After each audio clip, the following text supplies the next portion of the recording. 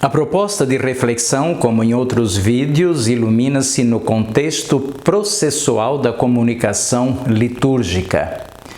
E neste contexto comunicativo da oração eucarística, o silêncio é elemento fundante, elemento que estabelece o fundamento e sobre o qual acontece a oração eucarística.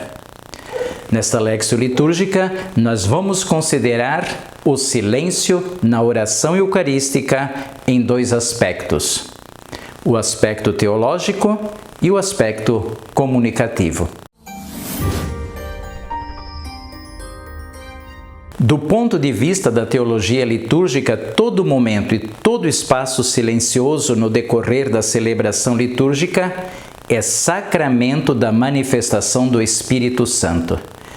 Não se faz silêncio na oração eucarística para ouvir o padre, mas porque toda a Assembleia respeitosamente adora a presença silenciosa do Espírito Santo, continuamente invocado na oração eucarística.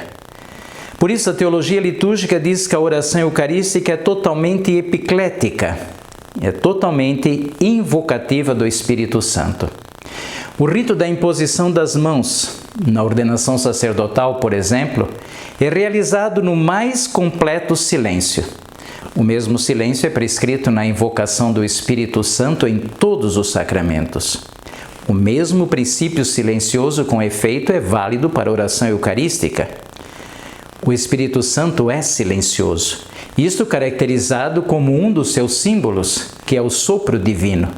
Sentimos o sopro, mas não o ouvimos porque é silencioso. O mesmo sopro que não ouvimos, mas silenciosamente o sentimos quando nos toca, é descrito no Evangelho proclamado no dia de Pentecostes, quando Jesus entra no cenáculo e sopra silenciosamente e confere o seu Espírito Divino na vida dos apóstolos. É nesse sentido que entende-se que a oração eucarística é basicamente um momento epiclético. Este termo teológico litúrgico tem a ver com epíclesis, palavra de origem grega que significa invocação. E como eu dizia, a oração eucarística é a grande invocação do Espírito Santo no momento da celebração eucarística. No conjunto da oração eucarística, a Igreja invoca o Espírito Santo para consagrar e transformar os dons do pão e do vinho em corpo e sangue do Senhor. Isso significa que não existe consagração eucarística sem a invocação e sem a ação do Espírito Santo. Mas este não é um momento isolado. Esta invocação acontece no conjunto de toda a oração eucarística. Toda a oração eucarística é epiclética. Toda a oração eucarística é a grande invocação ao Pai para que envie o Espírito Santo e consagre os dons da Igreja. E mais, existe uma segunda epíclesis depois da consagração, invocando a unidade da Igreja e a unidade de todos os cristãos, pois a unidade da Igreja de Jesus Cristo é sempre obra do Espírito Santo. O segundo aspecto da nossa reflexão é o processo comunicativo. Em decorrência do que se disse do ponto de vista teológico, deduz-se que a proclamação da oração eucarística aconteça em silêncio, ou seja, a palavra da Igreja, que é também palavra de Jesus Cristo, é totalmente envolvida no silêncio da Assembleia como momento de ação de graças, momento de Eucaristia, invocação ao Espírito Santo no mais completo silêncio. Eu recordo-me do questionamento de alguns liturgistas quando aqui no Brasil se começou a introduzir as aclamações à oração eucarística. Não poucos liturgistas consideravam as aclamações uma espécie de intromissão no silêncio da oração eucarística. Os defensores argumentaram a necessidade de dinamizar a oração eucarística com aclamações em vista de maior participação dos celebrantes. Essa discussão é reflexo da dificuldade de entender o silenciar e os silêncios celebrativos como modo de participar ativamente da celebração. Quer dizer, silenciar no momento da oração eucarística é o modo de participar da oração eucarística. Mas quanto a essa questão das aclamações, eu não considero este um caso muito grave.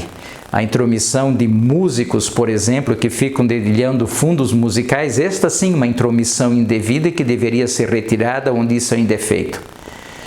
A intromissão de sonoplastia, colocando fundo musical do sistema de som da igreja, isso também deveria ser retirado. Isso é intromissão no silêncio da oração eucarística.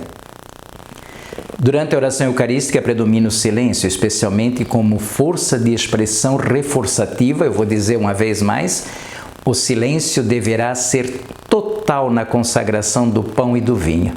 Simplesmente qualquer fundo musical, qualquer tipo de oração ou de homenagem ao Santíssimo Sacramento é indevida naquele momento.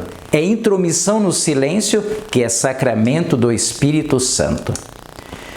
Eu não estou falando aqui de rubrica, mas de realidade celebrativa, teologicamente fundamentada naquilo que a Igreja pede.